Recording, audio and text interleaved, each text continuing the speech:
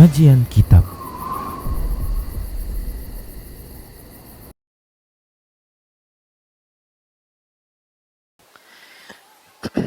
Assalamualaikum warahmatullahi wabarakatuh. Innal hamdalillah nahmaduhu wa nasta'inuhu wa nastaghfiruh. Wa na'udzu billahi min shururi anfusina wa sayyiati a'malina. May yahdihillahu fahuwal muhtad wa may yudlil falan tajida lahu waliyyan mursyida. Asyhadu an la ilaha illallah wahdahu la syarika lah wa asyhadu anna Muhammadan abduhu wa rasuluh alladzi la nabiyya ba'dah. Wa qala Allah subhanahu wa ta'ala ya ayyuhalladzina amanu taqullaha haqqa tuqatih wa la tamutunna illa wa antum muslimun. Ya ayyuhalladzina amanu taqullaha wa qulu qawlan sadida yuslih lakum a'malakum wa yaghfir lakum dhunubakum wa may yuti'illaha wa rasulahu faqad faza fawzan 'azima. Ya ayyuhan nasu taqu rabbakumul ladzi khalaqakum min nafsin wahidah wa khalaqa minha zawjaha wa batha minhuma rijalan katsiran wa nisaa'a wattaqullaha alladzi tasaaluna bihi wal arham innallaha kana 'alaikum raqiba. Amma ba'd, inna asdaqal hadithi kitabullah wa khairal hadi hadi Muhammad sallallahu alaihi wasallam wa syarrul umur muhdatsatuha wa kullu muhdatsatin bid'ah wa kullu bid'atin dhalalah wa kullu dhalalatin finnar. Ikhwah, kita masih di bab majaa annas sababal kufri bani Adam wa tarkihim dinahum huwal ghulu fis salihin. Bab sebab musabab kufurnya anak Adam dan sebab mereka meninggalkan agama mereka karena mereka berlebihan dalam menyanjung ataupun mencintai orang-orang soleh. Kita sudah bahas dalil-dalil yang ditampilkan oleh Syekh Islam Muhammad bin Abdul Wahhab. Kemudian kita masuk pada fihi masail. Dalam bab ini ada beberapa permasalahan yang perlu digarisbawahi. Al-ula, yang pertama yaitu anna man fahima hadzal bab wa babaini ba'dahu, barang siapa yang memahami bab ini yaitu apa tadi? Sebab kekufuran dan sebab anak-anak Adam meninggalkan agama Allah, yaitu gara-gara berlebihan dalam menyanjung ataupun mengagumi orang soleh.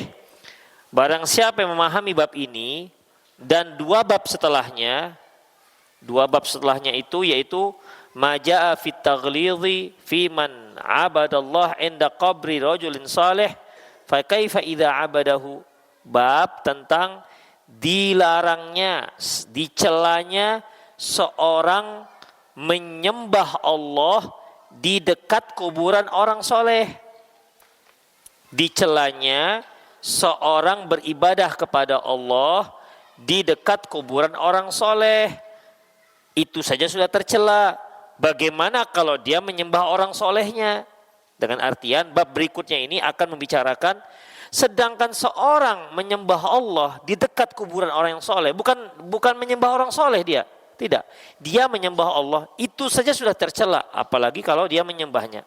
Kemudian bab berikutnya majaa annal ghuluwa fi quburil sholihin yusayyiruha authanan tu'badu min dunillah, tentang berlebihan terhadap kuburan orang-orang soleh akan menyebabkan kuburan tersebut menjadi berhala yang disembah pada selain Allah. Jadi tiga bab ini semuanya terkait dengan al-ghulu fis salihin, berlebih-lebihan dalam mencintai, dalam menyanjung orang-orang yang soleh.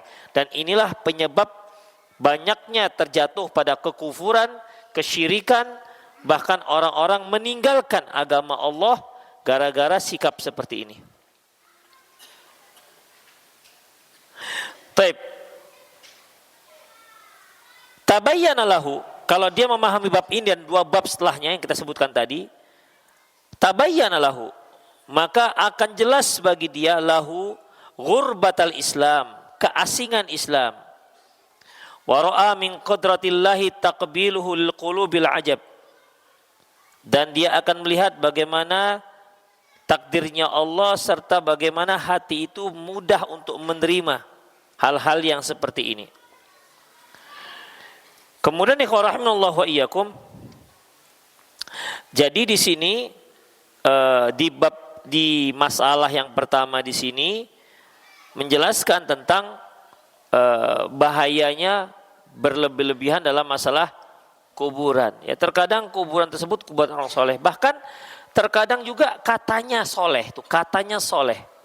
Bahkan di Pakistan itu ada yang sempat dijadikan kuburan orang soleh, dianggap soleh, kemudian diteliti ulang, dikorek kuburannya, ternyata itu kuburan keledai. Itu ikhwah. Kalau sekarang ini seperti kuburan Hussein. Hussein di mana kuburannya? Di Irak kan? Hussein di Irak. Ada orang Mesir mengatakan di Mesir juga ada kuburan Hussein. Nah, di daerah Syam juga ada mengatakan di situ ada kuburan Hussein. Masing-masing mengatakan ada kuburan Hussein. Demikian. Itulah kenyataannya. Saking kagumnya, ya, saking kagumnya orang-orang terhadap orang soleh. Boleh kita mencintai mereka, tapi ada batasannya, ya, ada batasannya. Yang hidup juga yang hidup, silahkan mencintai mereka. Tapi kalau sampai air ludahnya dijadikan sebagai ambil berkah, sisa air wuduknya diminum, kemudian apalagi sisa air minumnya diperebutkan, itu tidak ada perlakuan seperti itu. Itu hanya khusus untuk Rasulullah Sallallahu Alaihi Wasallam. Jadi ikhwah, agama itu setelah tegak tauhid, lama kelamaan dia bisa pudar kembali. Ya, lama kelamaan bisa pudar kembali. Seperti agama Rasulullah SAW, bagaimana Rasulullah itu memberantas kesyirikan sampai tidak ada lagi kesyirikan di Jaziratul Arab. Lama kelamaan pudar. Demikian, muncullah berbagai macam kuburan-kuburan yang dianggap kuburan soleh, apalagi Madinah dan Mekah. Di situ kan banyak para sahabat yang meninggal di sana. Khadijah radhiyallahu anha meninggal di Mekah. Demikian ikhwah, apalagi di Madinah, tempat berkumpulnya para sahabat. Sahabatlah orang-orang soleh, adalah pemimpin-pemimpin orang-orang soleh. Makanya banyak kuburan-kuburan sahabat yang diagungkan pada waktu itu. Itu setelah dakwah Rasulullah SAW. Tapi ketika datangnya pembaharu, yaitu Syekh Muhammad bin Abdul Wahab, barulah dibersihkan ini semua. Yang sebagaimana yang kita lihat sekarang. Tidak ada satupun kuburan yang dibangun kubah-kubah, gak ada. Gak ada satupun kuburan yang dibangun di situ tempat yang mewah, tidak ada. Dihancurkan semua. Kuburan tetap kuburan. Bahkan kuburan raja mereka pun sama seperti kuburan rakyat yang lain, tak ada bedanya. Begitulah ikhwah pengaruh tauhid. Ya, pengaruh tauhid. Kalau tidak, la haula wala quwata illa billah. Banyak sekali kuburan-kuburan yang dibuat megah. Seperti Syekh bin Baz. Siapa yang enggak kagum dengan Syekh bin Baz? Siapa? Siapa yang enggak? Orang Saudi mana yang tidak mencintai Syekh bin Baz? Jangankan orang Saudi, kita saja yang mengetahui bagaimana akhlak beliau, bagaimana kepiawaian beliau, keilmuan beliau. Kita sayang, cinta dengan Syekh bin Baz. Sayang ini kalau nggak dibatasi akan mengakibatkan hulu, dan ini berbahaya.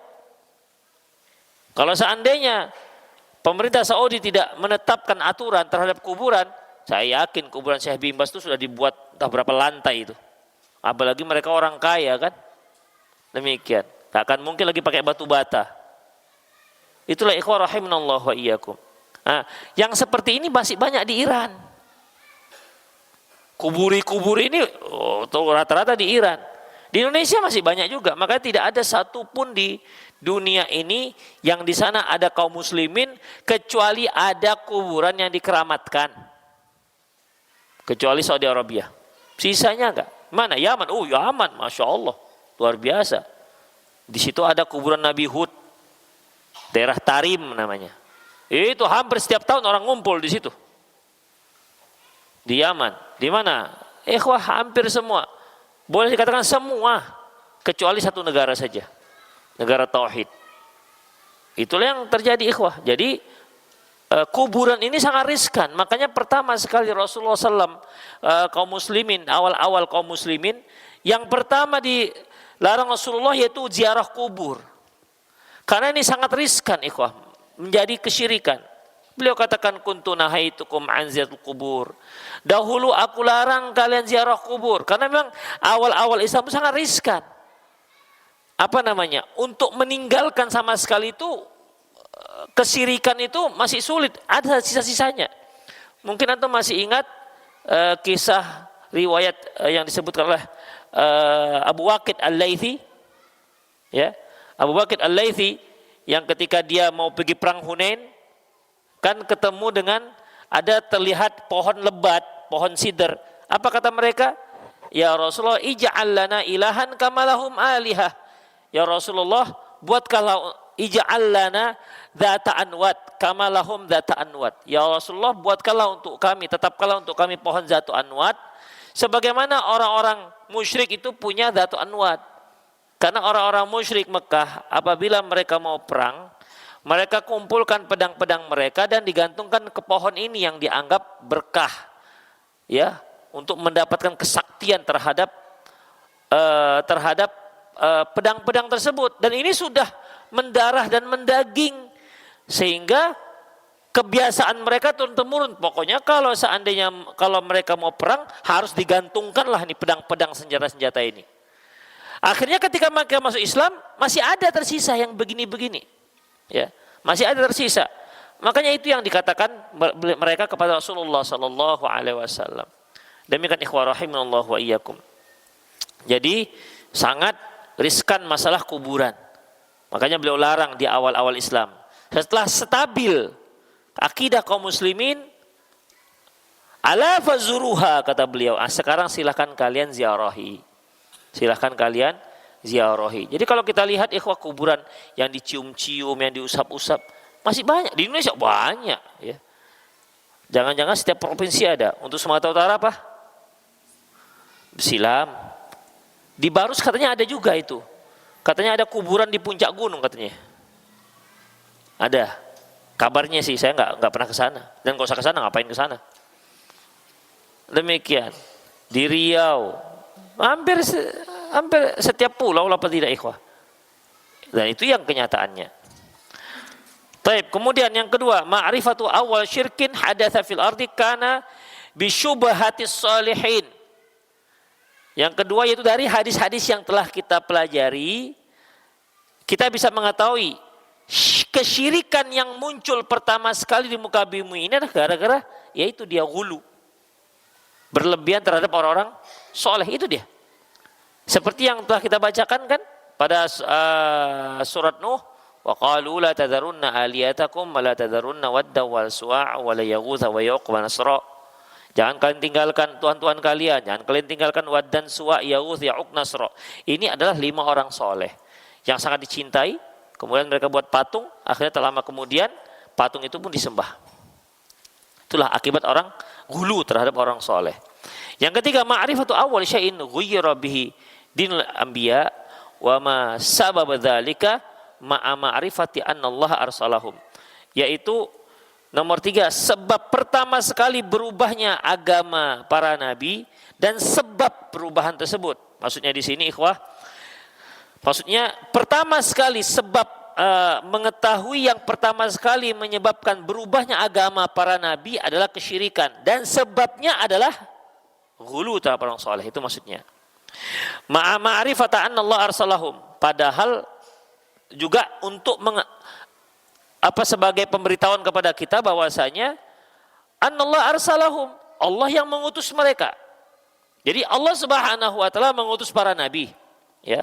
Allah Subhanahu wa taala mengutus para nabi untuk mentauhidkan Allah Subhanahu wa taala. Nanti para nabi ini sendiri yang dijadikan sebagai sekutu Allah. Meninggal mereka, kemudian akhirnya kan mereka jadi disembah. Makanya Rasulullah ketika mau wafat beliau katakan la'anallahu yahud wan nasara. Allah melaknat orang Yahudi dan orang Nasrani. Kenapa? Ittakhadhu qubur anbiya'ihim masajida. Karena mereka menjadikan kuburan-kuburan nabi mereka menjadi masjid. Bayangkan ikhwah, para nabi, dakwah para nabi memurnikan tauhid. Tak lama kemudian mereka yang jadi disembah. Bayangkan itu ikhwah. Mereka itu jadikan sesembahan oleh umatnya. Seperti Nabi Isa alaihissalam. Kan dakwah beliau kan tauhid. Demikian. Tapi apa yang terjadi ikhwah? Dalam Al-Quran disebutkan, "A anta qulta lin-nasi ittakhiduni wa ummiya ilahi min dunillah?" Isa, betul kamu yang suruh umatmu supaya menyembah dirimu dan ibumu selain Allah? Dia katakan, "Qul subhanak, maha suci engkau ya Allah. Ma qultu lahu illa ma amartani bih." Ya. Aku tidak mengatakan kepada mereka kecuali yang kau perintahkan. Itu ikhwah. Jadi dalam masalah ini Nabi Isa diutus untuk mentauhidkan akidah manusia, tapi malah beliaunya dijadikan sebagai sesembahan. Ar-rabi' qabulul bid'ah ma'a kauni syara'i wal fitnah tarudduha. Yang keempat, bahwasanya kebid'ahan itu bisa diterima oleh manusia. Ya. Padahal syariat menolaknya. Fitrah itu menolaknya. Artinya ikhwah, kebid'ahan dalam masalah syirik ini kan menyembah, meminta kepada selain Allah, mengkeramatkan kuburan para nabi atau orang soleh, atau menjadikan dia patung, kemudian patungnya itu disembah. Secara syariat jelas tertolak. Fitrah manusia juga menolak. Makanya ikhwah, para ulama kita kan membagi tauhid itu ada 3. Tauhid rububiyah. Apa definisi tauhid rububiyah?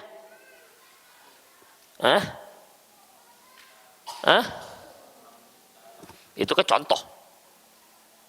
Apa definisinya?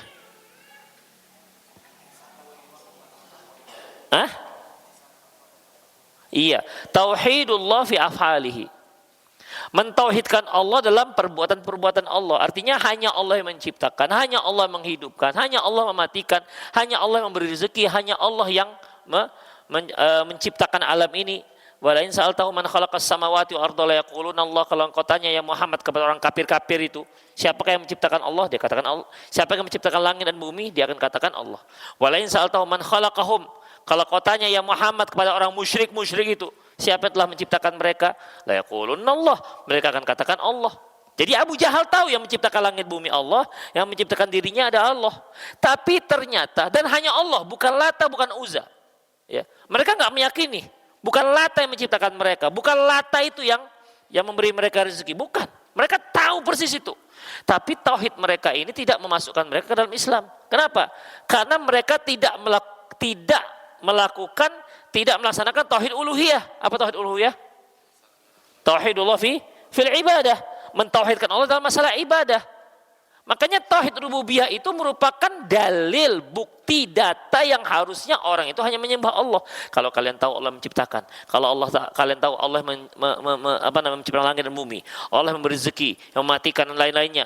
Seharusnya kan Allah yang kalian sembah. Kenapa yang lain? Kenapa kok beralih ke matahari? Kenapa kok beralih ke bulan? Kenapa kok beralih ke Lata, ke Uzza, ke kuburan? Kenapa ke sana larinya? Seharusnya hanya Allah. Kalian logikanya itu salah kalau begitu. Yang menciptakan Allah, kok kalian menyembah si Lata? Yang memberi rezeki Allah, kenapa kok mintanya ke kuburan? Itu logikanya itu nggak benar. Demikian ikhwah. Makanya dibagilah tauhid ububiyah, tauhid uluhiyah, tauhid asma sifat. Supaya apa? Supaya kaum muslimin itu paham. Kalau ini nggak paham, nanti dikiranya kalau dia meyakini Allah yang menciptakan, udah masuk Islam dah itu dah. Padahal tidak, orang kufar, orang musyrik dulu juga seperti itu keyakinannya. Demikian ikhwan, makanya dibuatlah klasifikasi supaya lebih memahami yang membuat orang itu masuk Islam itu apa, tauhid mana, yang dakwah para nabi dan rasul itu yang mana. Demikian ikhwah, rahimanallahu wa iyyakum. Itu dia, ya. Jadi logika atau fitrah saja membantah apa yang dilakukan oleh para orang-orang musyrik. Ya seperti Nabi Ibrahim alaihissalam ketika dia menghancurkan Tuhan kaumnya pada waktu itu. Kan dia pun diseret kan. anta fa'alta hadza bi aliyatina ya Ibrahim. Ibrahim, betul ente yang menghancurkan Tuhan-Tuhan kami ini. Apa kata Nabi Ibrahim alaihissalam? Qala bal fa'alahum kabirum hadza fas'aluhu in kanu yantiqun. Enggak, bukan aku. Kalian tanya dulu pada yang besar ini. Kan dia yang tersisa. Kalian tanya, bisa nggak ada yang jawab? Itu kan logika. Ibrahim di sini pakai logika dia. Artinya kalau yang besar nggak bisa ngomong, yang kecil-kecil juga nggak bisa bela diri, kenapa kalian sembah? Nah, demikian ikhwah. Jadi fitrah itu mengingkari akan adanya sesembahan selain Allah Subhanahu wa taala. Apalagi syariat itu sudah sangat jelas. Kemudian ikhwah, yang kelima, anna sabab dzalik kullah mazjul haqqi bil batil. Sebab ini semua adalah bercampurnya yang hak dan yang batil. Bercampurnya yang hak dan yang batil. Artinya apa ikhwah rahimanallah wa iyyakum? Yaitu al-awwal mahabbatus salihin. Mencintai orang soleh. Mencintai orang soleh itu betul, bagus, ya, bagus. Dan disarankan mencintai orang-orang soleh. Demikian ikhwah. Karena orang tidak akan mungkin bisa mencintai orang soleh kecuali dia soleh juga. Kalau orang yang tidak soleh, dia sulit mencintai orang soleh. Dalam hatinya ketika melihat orang soleh, sok suci, ya kan? Awas-awas, malaikat nungkar nangkir lewat. Demikian, mereka nggak bisa terima. Mereka akan menilai orang soleh itu sok suci lah, akan menilai pura-puranya, munah lah, tahu munah?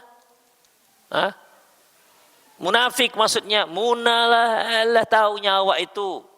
Apalagi kalau yang belakangan dia taubat kan hijrah. Alah tahu kali. Minum tua sama aja kami dulu itu kan. Begitu.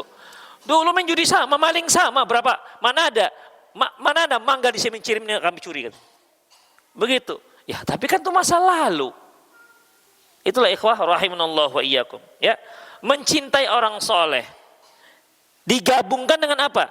Yang kedua, fi'lu unasin min ahlil ilmi wad din syai'an aradu bihi khairan fadhanna ba'dahum annahum aradu bihi khair, yaitu perbuatan, tindakan orang-orang para ulama agama pada waktu itu yang inginnya adalah baik tapi dipahami lain orang-orang setelahnya.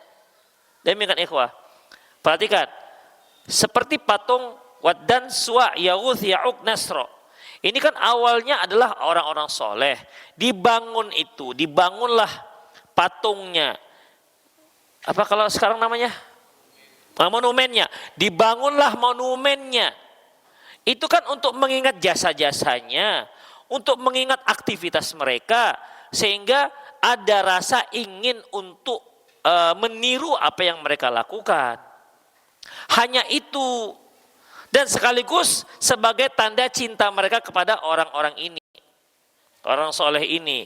Itu awalnya. Tapi falamma tala alaihil amad. Sebagaimana kata Ibnu Abbas. Setelah tahun berganti tahun, ganti generasi nasiyal ilm. Akhirnya tujuan pertama nenek mereka buat itu lupa.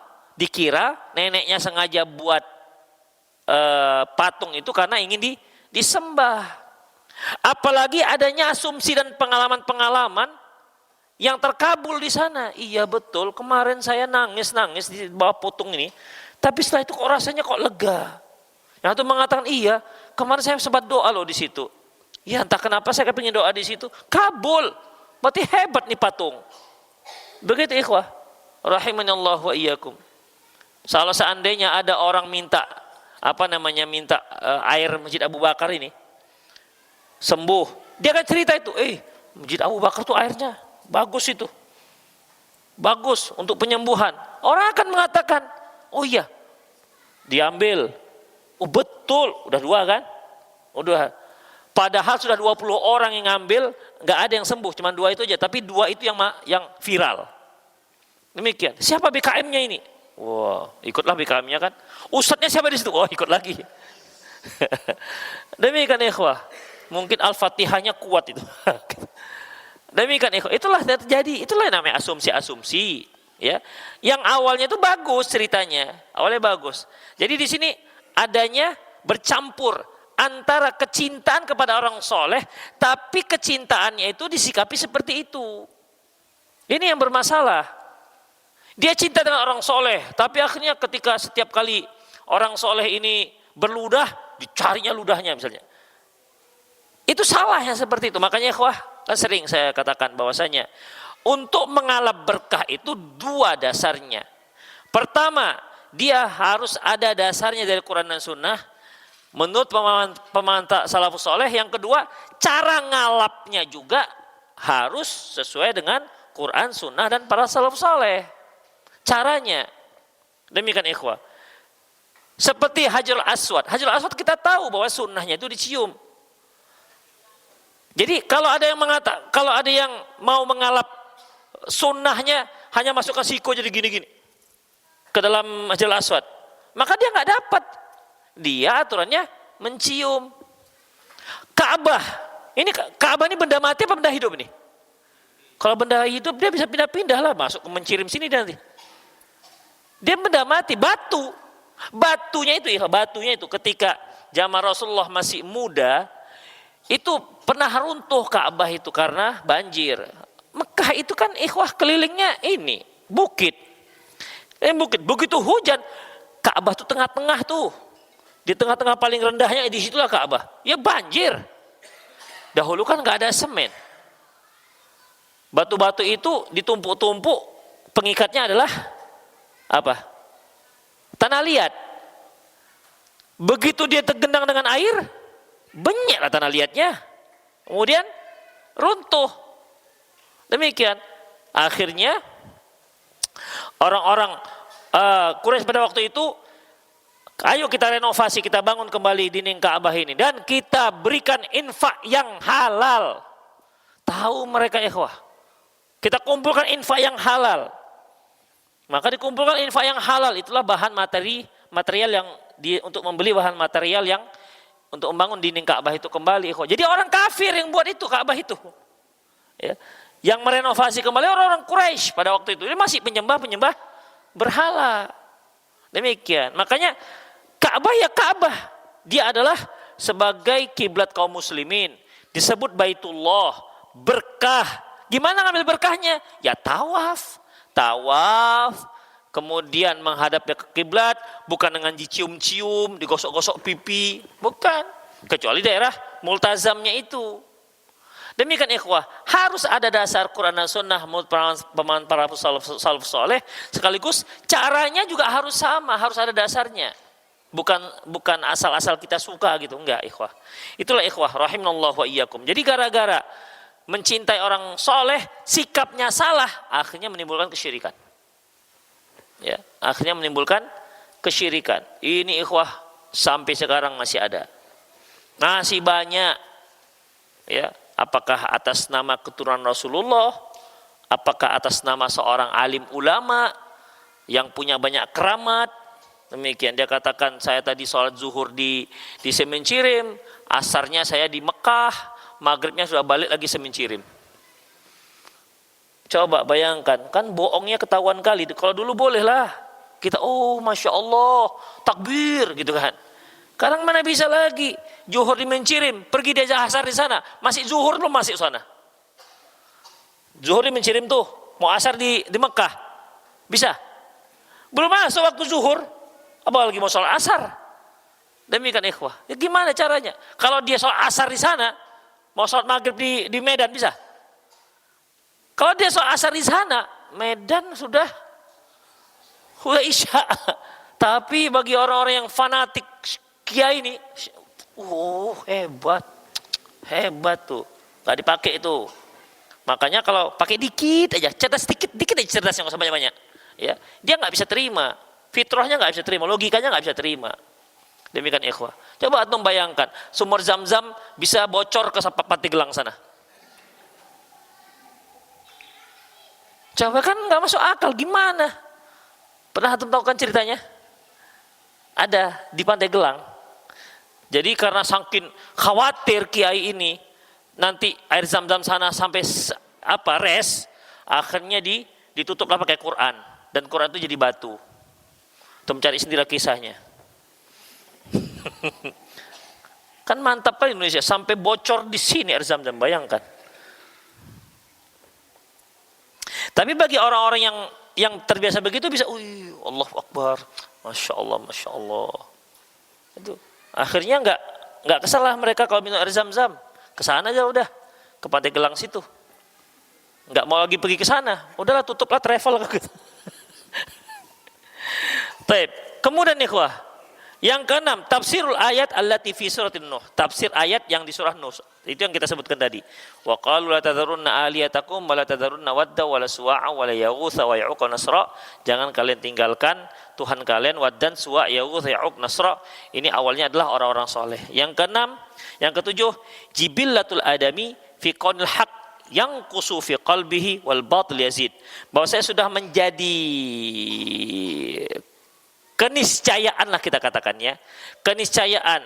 Apabila yang hak itu berkurang di dada seorang hamba, berarti batilnya bertambah. Lah dia. Ya. Apabila keimanannya berkurang, berarti batilnya bertambah. Gak ada yang di dalam hatinya itu antara kebatilan dan yang hak itu sama-sama tinggi. Gak ada. Wa ma ja'alallahu fi wa ma ja'alallahu Allah tidak menjadikan dalam diri satu orang itu dua hati. Gimana? Wa ma ja'alallahu fi rajul min qalbaini fi jawfi. Allah enggak jadikan dalam diri satu orang itu ada dua hati. Dia satu hati. Kalau yang haknya penuh berarti batilnya dikit. Kalau batilnya banyak berarti haknya dikit. Gitu. Enggak ada yang batil dan yang hak itu sama-sama banyak, enggak ada. Demikian ikhwah rahimanallah wa iyyakum. Selanjutnya yang ke-8, fihi syahid lima nuqila anis salaf anal bid'ah sababul kufur. Ini juga merupakan sebagai saksi data sebagaimana yang dinukil dari sebagian salaf bahwasanya kebid'ahan itu sebab kekufuran ikhwah. Bid'ah itu sebab kekufuran. Ya. Seperti yang kita katakan tadi, dia mencintai orang soleh, mengapresiasi kecintaan itu dengan membangun patung. Ini kan jadi salah. Ujung-ujungnya nanti apa? Jadi kufur orang. Dia mengagumi kuburan, dibangunlah kuburan yang begah, kemudian dibuat kibab, dibuat kubahnya, ada kubahnya. Kenapa? Karena cintanya dia. Tapi ini bid'ah, nggak dibolehkan. Akhirnya apa? Orang-orang belakangan akhirnya datang ke sana, minta rezeki. Ada lagi fasilitas, ada sajadah lah di situ, ada Quran lah di situ. Akhirnya orang sholat di situ. Itu dikarenakan awal-awal dikatakan bid'ah. Demikian ikhwah rahimanallah wa iyyakum. Itulah dia sebab kekufuran awalnya adalah kebid'ahan. Makanya Islam, Masya Allah, syariat Rasulullah SAW, syariat Allah, Islam itu membendung semua jalur yang menuju kesyirikan, dia bendung habis. Demikian ikhwah. Dilarang buat lukisan makhluk hidup. Haram hukumnya. Ini masih haram loh. Sekadar melukisnya sudah haram. Dilarang buat patung. Apa? Taib. Dilarang buat patung. Apalagi dilarang membangun kuburan. Dilarang nulisin kuburan. Demikian ikhwah. Itu semua apa? Untuk Untuk menutup semua jalur menuju kesyirikan. Enggak ada yang terbakar kan? Cek 1 2. Oh, pergi dia. Demikian ikhwah rahimanallah wa iyyakum. Ya. Makanya mereka juga katakan bahwasanya ada juga yang mengatakan bahwasanya innal ma'asi baridul kufur. Kemaksiatan itu adalah posnya kekafiran. Dan perlu kita ketahui bid'ah itu annal bid'ah ahabba ilal iblis minal ma'siyah. Bid'ah itu lebih dicintai iblis ketimbang maksiat. Kenapa? Karena orang melaksanakan bid'ah dengan keyakinan benar, tapi orang melaksanakan maksiat dengan keyakinan itu salah. Itu dia. Kalau ada kaum muslimin minum tua dia, itu dengan keyakinan salah. Kalau dia keyakinan itu benar, ini hak ini. Ya, berarti memang dia ya on lah berarti. Memang parah lah berarti. Demikian, betul-betul minim sekali ilmunya, mungkin nggak ngaji sama sekali, mungkin nggak pernah dengar pengajian sama sekali.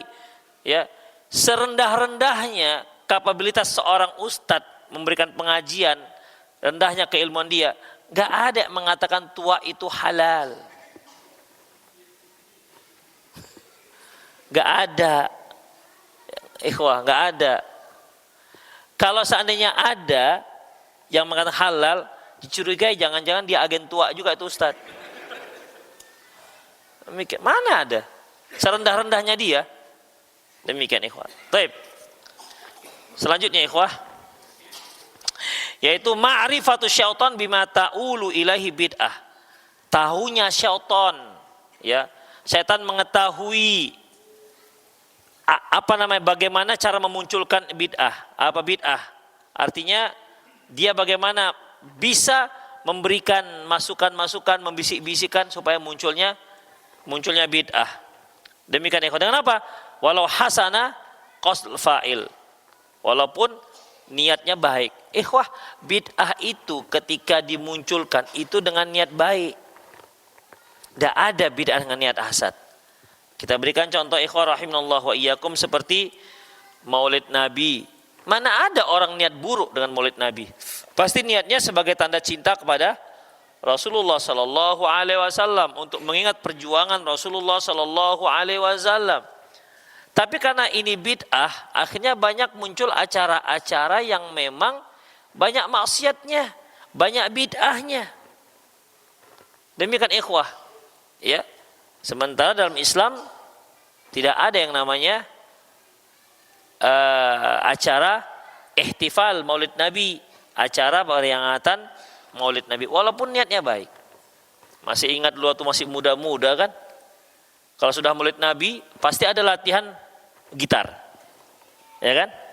Pasti ada gitar tuh, ada main gitar, ada ceweknya. Lagu favoritnya apa biasanya? Hah? Nanti saya setahun tuh baru tahu. Oh iya. Nggak tahu ya kalau daerah Sukarame sana mungkin beda dengan sini. Ya, yang mana? Yang mana? Nggak tahu dia. Yang assalamualaikum, yang itu. Gimana liriknya gimana? Dia bisa dua kelompok itu. Nanti ikhwannya assalamualaikum, waalaikumsalam kan gitu. Demikian, begitu seharusnya kalau berjumpa. Ya begitulah ikhwah. Akhirnya kan yang yang asyiknya apa? Yang musiknya yang asyiknya. Itu pun ustadznya kalau nggak ada pakai ketawa-ketawa nggak keren juga. Dia baca hadis, dia jelaskan hadis, tafsir hadis, mana laku.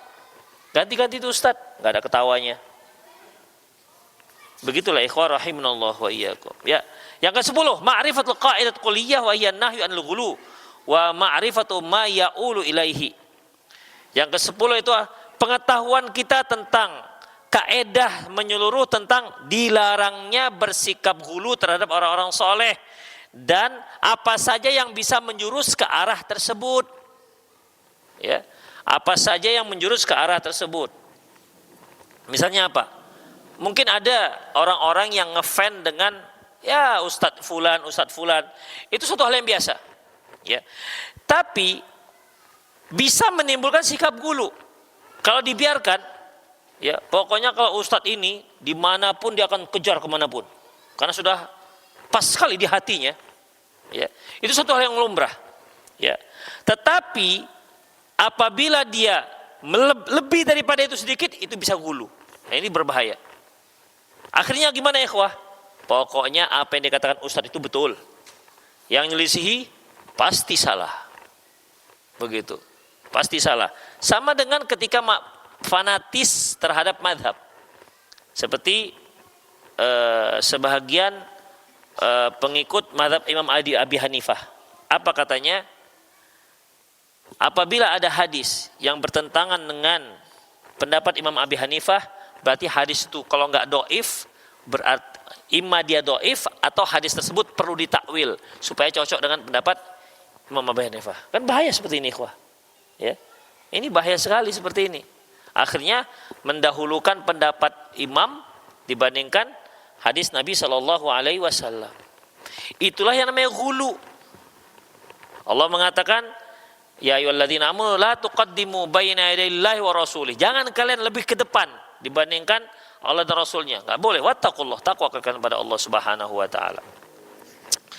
Yang ke-11, madaratul uquf al qabri li ajli amal saleh. Bahayanya i'tikaf, beribadah di kuburan dengan alasan amalan soleh. Ikhwah rahimallahu wa iyyakum, ke kuburan itu yang kita lakukan sunnahnya hanya dua. Yang pertama, ya ketika kita masuk baca doa lah. Ya, tujuannya pertama untuk mengingat akhirat, yang kedua untuk mendoakan orang yang di kuburan. Orang soleh atau enggak soleh? Bukan berdoa untuk kita. Kita datang ke sana, yang kita doakan, ya Allah, Allah ampunkan dosa dia, rahmati dia, lapangkan kuburannya, wa nawwir qabrahu, sinarilah terangkan kuburannya. Itu yang kita doakan. Bukan ya Allah, mudahkan rezeki saya, ya, tambahkan jodoh saya. Apalagi? Banyakkan anak saya. Kenapa Anda jauh-jauh berdoa ke kuburan itu? Di rumah emang orang nggak dengar. Makanya ikhwah, orang yang menjadikan kuburan sebagai tempat doa, ikhwah coba perhatikan, dia lebih khusyuk berdoa di kuburan ketimbang di masjid. Lebih hebat lagi kuburan ketimbang masjid. Ini kan ciri-ciri ghulu, nggak dibolehkan. Ini bisa membuka kesyirikan. Kalau dibiarkan akan terbuka kesyirikan. Itu ikhwah. Makanya tidak boleh ibadah di kuburan. Ustadz baca Quran nggak boleh. Baca Quran di masjid, di rumah silakan. Bahkan di rumah lebih banyak baca Quran supaya lari itu setan-setan. Terus baca soal Baqarah, setan akan lari. Demikian ikhwah. Yang ke-12, ma'rifatun nahi 'anil tamatsil wal hikmatu fi izalatiha. Pengetahuan kita tentang larangan membuat patung-patung dan hikmah mengapa patung harus dihancurkan. Ya, hikmah mengapa patung harus dihancurkan. Ya, itu tadi untuk menghindari yang namanya kesyirikan. Kecuali ya patung yang seperti boneka, itu pun ikhwah para ulama berbeda juga tentang boneka yang benar-benar mirip manusia. Kalau boneka-boneka plastik itu kan memang mirip sekali. Kalau kita terlentangkan, tertutup matanya. Kalau kita berdirikan, terbuka matanya. Ya kan? Dia ada dot. Dicabut dotnya, nangis dia. Tusukkan lagi, diam dia. Dipukul nggak nangis dia. Dipukul nggak nangis dia. Mencabut aja dotnya, nangis dia. Persis bentuknya juga persis, masya Allah. Ya. Boneka Barbie itu luar biasa, lebih cantik dibandingkan yang buatnya. Demikian, persis luar biasa. Itu bagaimana? Di sini para ulama berbeda pendapat. Sebagian mengatakan tetap nggak boleh kalau untuk mainan. Kalau dia persis seperti manusia maka nggak boleh. Tapi kalau dia hanya sekedar lambang-lambang, buat bulatan, ini kepala, buat bulatan kiri kanan di tangan, badannya, nanti bulatan lagi di bawah, ini kakinya. Kalau sebagai simbol-simbol gitu dibolehkan. Tapi kalau dia persis maka nggak dibolehkan. Itu khilafiyah dengan para ulama dalam masalah boneka yang persis seperti makhluk hidup, apakah manusia atau hewan. Demikian ikhwah. Sebagian lagi mengatakan boleh selama dia itu tidak dimuliakan. Karena dia kan dihinakan anak-anak. Ya boneka-boneka kadang-kadang dicampakkan dalam kolong, kadang-kadang dinaikinya, dipipisinya. Demikian ikhwah. Jadi itu pun ada khilafiyah di kalangan para ulama. Itu pun ada khilafiyah di kalangan para ulama antara boleh dan tidak bolehnya boneka yang persis makhluk hidup. Kemudian selanjutnya, ma'rifatu 'azmi sya'ni hadhil qissah wa syiddatul haja ilaiha ma ghaflati anha. Yaitu pengetahuan kita tentang pentingnya kisah ini dan sangat dibutuhkan oleh kaum muslimin. Ma'aghafati anha, karena banyak yang nggak tahu asal usul yang namanya berhala yang disembah pada zaman dahulu. Ini penting kisahnya kita ceritakan kepada kaum muslimin yang lain, sehingga nanti akan kita tahu yang begini berarti nggak boleh. Hanya bedanya yang itu bentuknya bentuk patung, yang ini bentuknya bentuk kuburan. Demikian ikhwah. Yang ke-14, ya a'jabul ajab, a'jabul ujab, qira'atuhum iyyaha fi kutub tafsir wal hadis wa ma'rifatuhum bi ma'nal kalam. Qaulullah hala bainahum wa baina qulubihim hatta ataqadu anna fi'la qaumin nuh wa afdalul ibadat. Yang lebih aneh lagi, mereka membaca kitab tafsir, membaca kitab-kitab hadis dan mengetahui makna daripada firman Allah ini, tapi Allah halangi hati mereka untuk memahaminya, sehingga mereka tetap mengatakan bahwasanya apa yang dilakukan oleh pelaku kaum Nuh yang menyembah berhala itu lebih afdal. Wa taqadu anna ma nahallahu rasulah anhu huwa kufrun al-mubihu lid-dam wal mal. Bahwasanya apa yang diyakini dan mereka meyakini apa yang dilarang oleh Rasulnya itulah malah sebuah kekufuran, dan si pelakunya, si orang yang meyakini itu halal darahnya dan hartanya. Demikian ikhwah. Ya sama seperti ketika kita mengatakan bahwasanya Ar-Rahmanu 'alal 'arsy istawa. Ar-Rahman, Allah itu berada di atas arasy.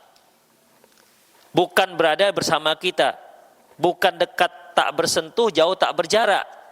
Bukan juga bergabung dengan kita. Allah itu di atas arasy. Bukan di mana-mana. Banyak kaum muslimin yang mengatakan ini kufur. Kalau dikatakan Allah itu berada di atas arasy, berarti Allah itu perlu tempat. Barang siapa yang meyakini Allah itu perlu tempat, maka dia kufur. Yang mengatakan Allah di atas arasy lantas dikatakan kesimpulannya butuh tempat itu siapa? Kita hanya mengatakan Allah itu di atas arasy. Yang mengatakan butuh tempat gak ada kan seorang pun. Apakah setiap yang ada di atas tempat berarti dia butuh tempat? Kan enggak. Allah itu bukan makhluk. Ya. Kalau kita iya, ketika kita katakan saya berada di atas kursi, saya butuh dengan kursi ini untuk tempat. Kenapa mereka simpulkan begitu? Berarti kalau kalian katakan Allah itu berada di atas arasy, berarti kalian mengatakan bahwasanya Allah butuh tempat. Itu gara-gara apa? Gara-gara mereka mengkiaskan dengan makhluk. Coba mereka nggak mengkiaskan dengan makhluk, nggak akan muncul kesimpulan seperti itu. Kenapa orang-orang Mu'tazilah mengingkari adanya sifat mendengar bagi Allah Subhanahu wa taala? Sebabnya satu, karena mereka meyakini kalau dikatakan Allah itu Maha mendengar, punya sifat mendengar, berarti menyerupai dengan manusia. Itu dia permasalahannya. Seandainya mereka meyakini bahwasanya Allah itu punya sifat mendengar tapi tak sama dengan manusia, selesai masalah. Tapi mereka selalu memahami yang sifat itu menyerupai makhluk. Akhirnya apa? Mereka katakan Allah itu tidak mendengar dan juga tidak tuli.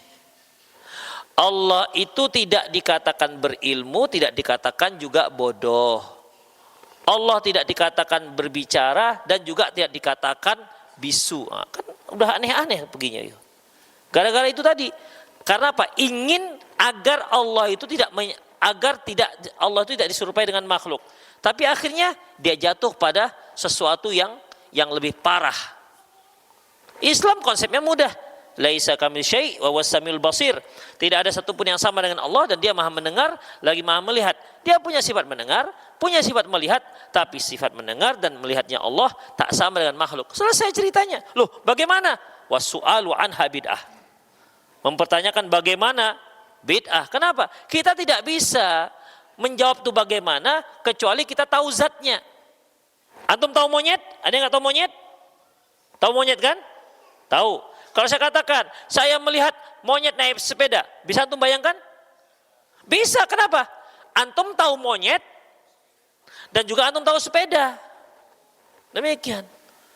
Tapi ini zat Allah, coba mau gimana? Nggak bisa dibayang-bayangkan.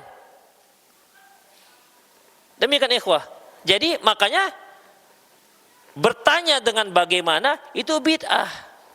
Karena bagaimana itu bisa kita jawab kalau kita tahu zatnya bagaimana. Demikian ikhwah. Kalau saya katakan cacing tanah naik sepeda, apa yang antum pikirkan? Kira-kira cacing itu dayung sepeda?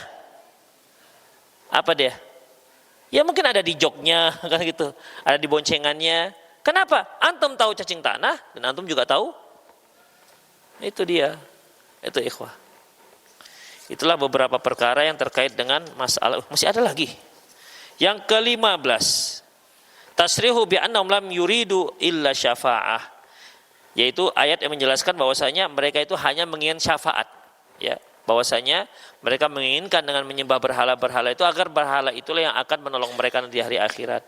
Yang ke-16, dhannu annal ulama alladhi sawwaru suwar aradu bidzalik. Mereka mengira bahwasanya para ulama yang mereka jadikan patungnya, mereka ingin dilakukan seperti itu. Padahal tidak. Yang ke-17, bianul azim fi qouli ta'ala la tatruni kama atrnasara Isa bin Maryam. Penjelasan bagaimana agungnya sabda Nabi, janganlah kalian mengagung-agungiku sebagaimana orang-orang Nasrani mengagung-agungkan Isa bin Maryam. Yang ke-18, nasihatu iyana bihalakil mutanatti'in.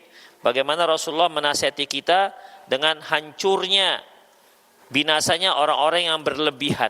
Artinya berlebihan dalam bersikap. Ke-19, tasrihu bi'annaha lam tu'bad hatta nusiyal ilm. Bagaimana penjelasan tentang bahwasanya berhala-berhala itu tidak disembah kecuali setelah ilmu pertama itu dilupakan. Artinya antara ilmu dengan kesyirikan ya itu berbanding terbalik. Ilmu yang benar ini ketika dia semakin tipis, otomatis akan muncul kesyirikan dan kebid'ahan. Qadra wujudihi madaratul faqdihi. Dan sejauh mana bahayanya kesyirikan ini, yaitu tergantung dengan sejauh mana tipisnya ilmu seseorang tentang masalah ketauhidan. Terakhir, anna sabab faqdil ilmi mautul ulama, yaitu sebab pupusnya ilmu dikarenakan meninggalnya para ulama. Demikian ikhwah, qulu qouli hadza, selesailah bab yang ke-18. Semoga bermanfaat. Silakan yang mau bertanya di 0813 600 61 dipersilakan. Aduh, afwan, lobet, mati. Ada yang mau tanya? Ya.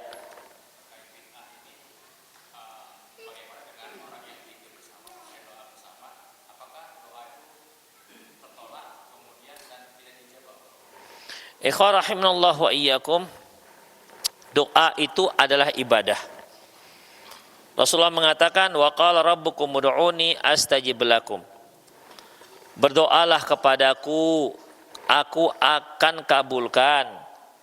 Innal ladzina yastakbiruna an ibadati, sesungguhnya orang-orang yang tidak mau beribadah kepadaku, maksudnya berdoa kepadaku, sayadkhuluna jahannama dakhirin, mereka akan masuk neraka jahanam yang hina.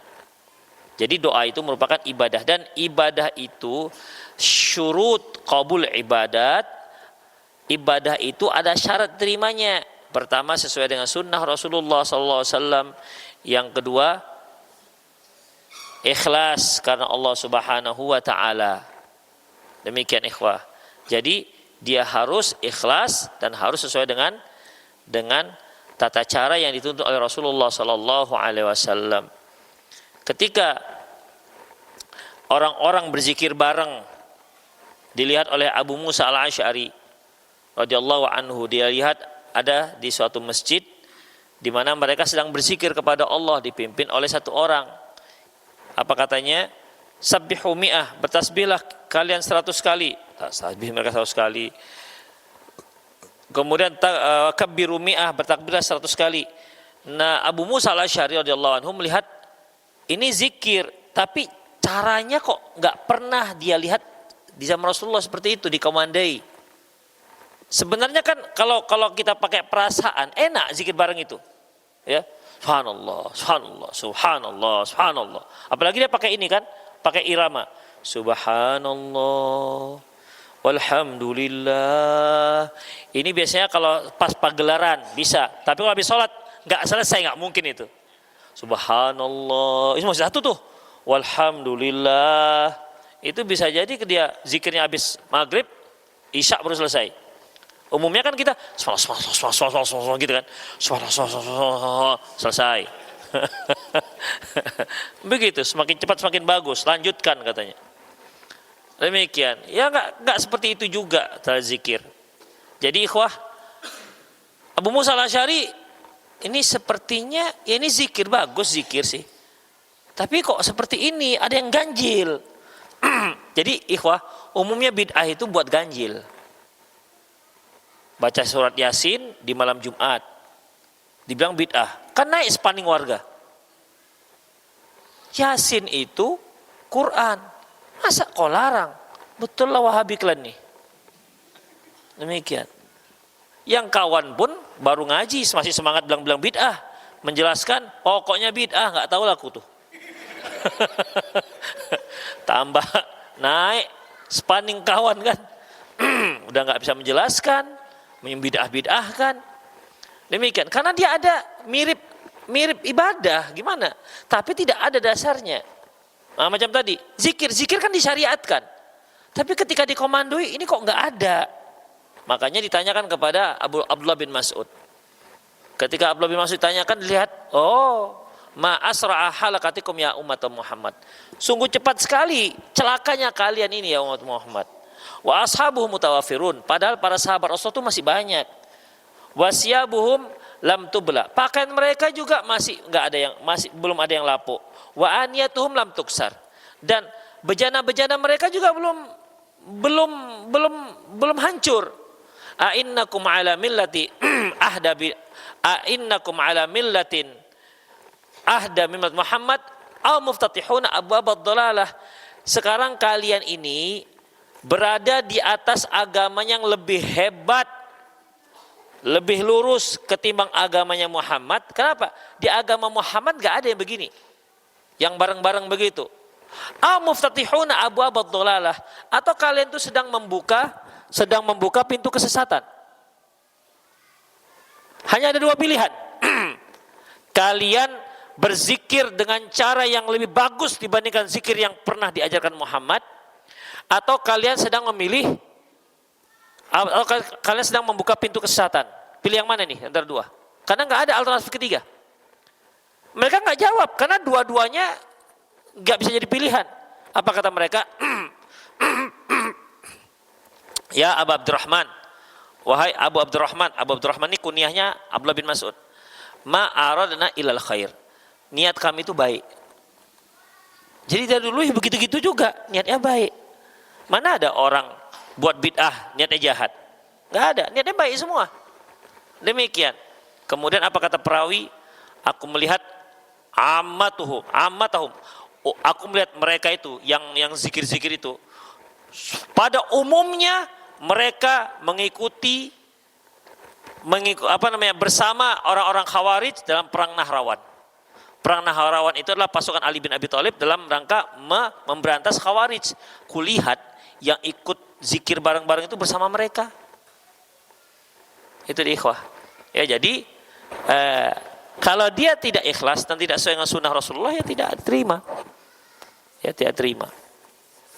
Ada lagi?